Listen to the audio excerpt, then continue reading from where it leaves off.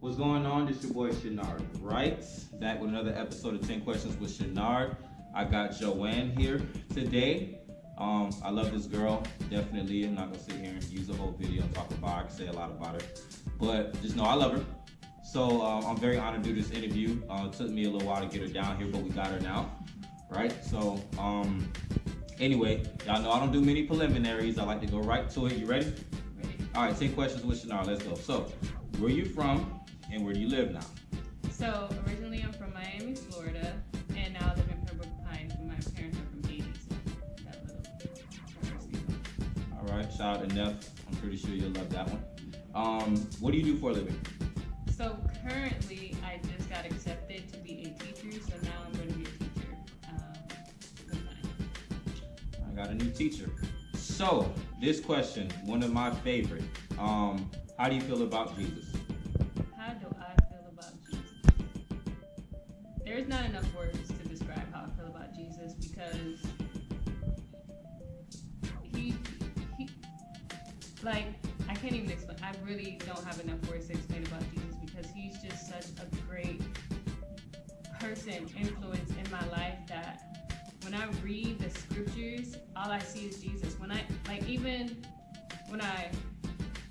So right now, okay, I'm about to be a science teacher, a biology teacher, and all I see is Jesus. Like, he is my everyday. He's my everything. Like, Jesus is all. Like, he's more than enough. He is all that I live for, and I really can't describe how I feel about Jesus because there's not enough words. There's no word to describe him. So he's just everything to me. I can relate. Okay.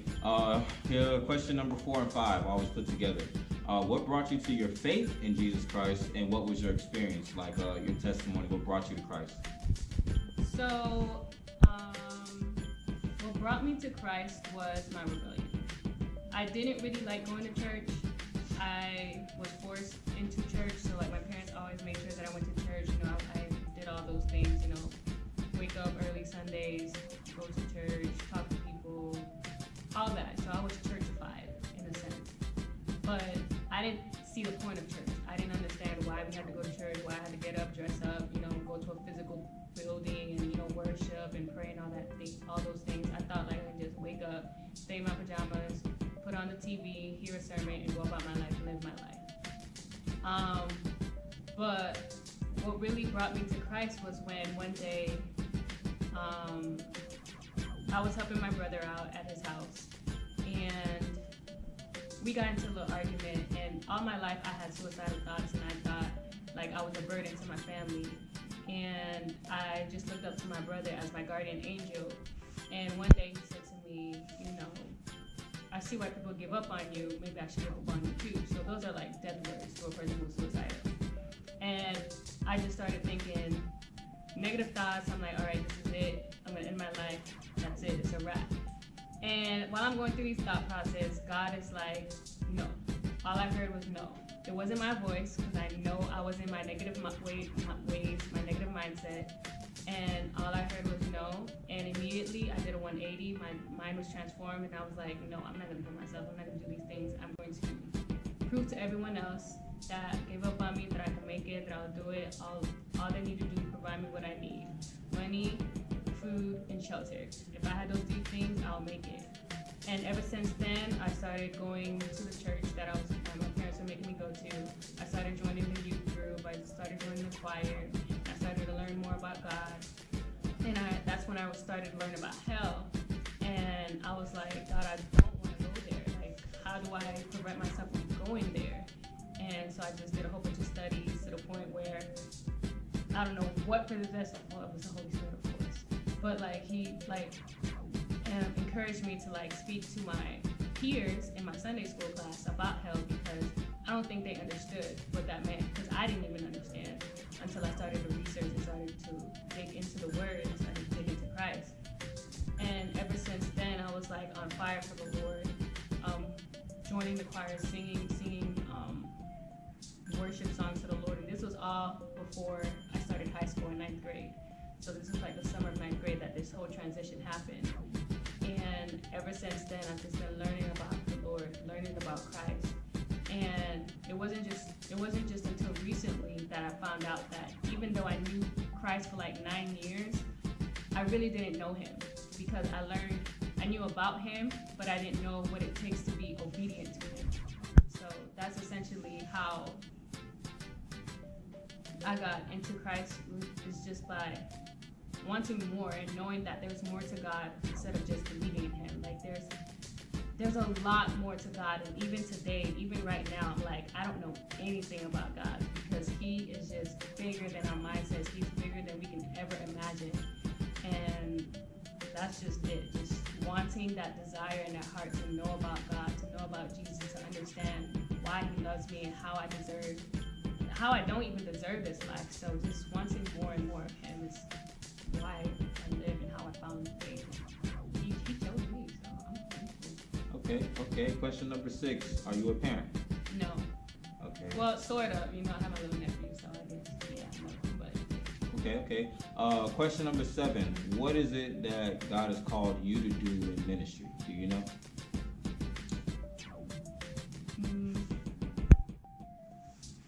I think what God is calling me to do in ministry is just to be that influence, just being that light, being that representative, just evangelizing unto others, whether it's through my actions, whether it's through my words. So pretty much just living and preaching the gospel through my daily lives, through my daily lifestyle, whether it's teaching, whether it's just talking to a stranger on the street. So pretty much it's my day-to-day action of simply just evangelizing and speaking to people and being that voice for people that don't have a voice or that can't help themselves, that don't know where to go. So just being a guidance to Christ, a guidance counselor. Okay, cool. Question number 8. What advice do you have for any person that is living your past life? What would you tell them? So if the past life is suicidal, what would you tell someone that's suicidal? There's just so much I can say, but the real advice I will tell you is that you can't do it alone, so you shouldn't try to do it alone, and just really count on Jesus. I know you think your life right now is hard, but it really isn't. Like,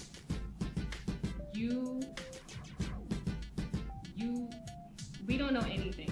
I don't know anything. You don't know anything. I know it sounds mean what I'm saying. Like it doesn't sound like nice words to say that you can't do it, but you really can't do it. If we want to be real and honest and truth, we can't do it. We can't live this life. Like, it's easier to be suicidal, or it's easier to fall into sin. It's easier to do these things as opposed to following Christ. And in reality, we shouldn't want to live a comfortable life.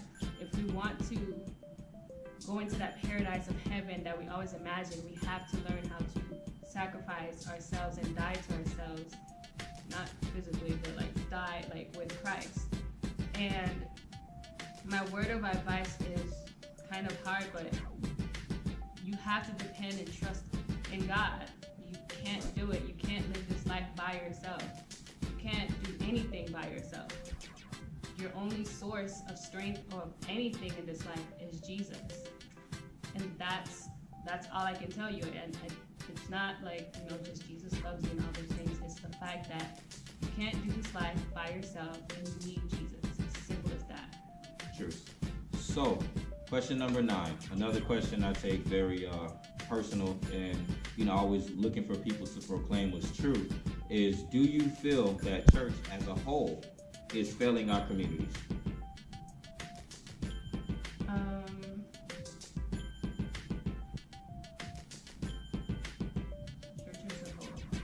And if they are, what would you like to change about church? We'll put question 9 and 10 together. So do you feel like church as a whole is failing the community as a whole, not just your church, my church, but we're talking about on a global system? Are they failing our communities?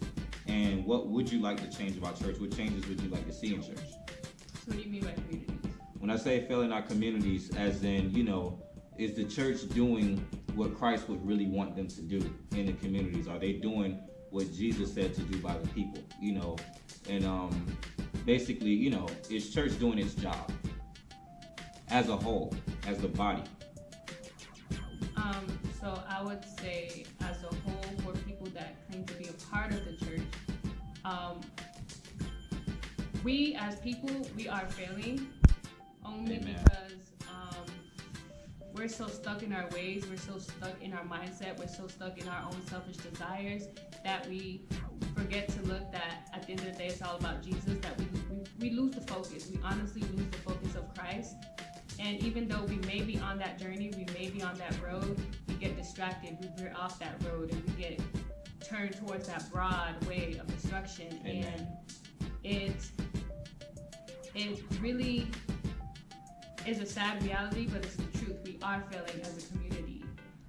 But by the grace of God, His will still happen, and that's why the word says in Matthew 7, the pathway is narrow. So even though globally or in a big measurable aspect we may be failing, in a sense we really aren't, because the church or the true church is doing what they're supposed to do. So what we need to do as a community to continue that pathway, or like not veer off or not lose focus, is to continue to remember that goal, and that goal is Christ. And what we need to do is just continue to encourage one another and continue to speak truth to one another. What we tend to do, we tend to focus on just bringing new believers into the church and not equipping them, not discipling them, not telling them what they need to do, like what true obedience is. We fail to neglect that aspect. We're just so focused on numbers that we forget about the spiritual needs and the spiritual pouring into people of learning how to have their own individual relationship with Christ. And once we start to tell and show people that we need individual relationships with Christ, then we're going to start growing together and moving towards the goal that Christ wanted us to do. So it's all about understanding our focus is on Christ, and we need to pour into people and not just grab them in and just let them scatter on their own. Awesome. All right, well, there you have it. That is 10 questions with Shanard. Everybody knows me. If you don't, I'm Shanard Wright. You can follow me on Facebook.com/Shanard Wright, YouTube.com Shanard Wright, Instagram THNIC_2007. You want to give out your handles? If you just find me by my name, Joann Gia Benjamin, I'm pretty sure you'll find me on any type of social media. Okay, cool. And I love each and every one of you. As always, accept Jesus Christ before it's too late. And I'm out.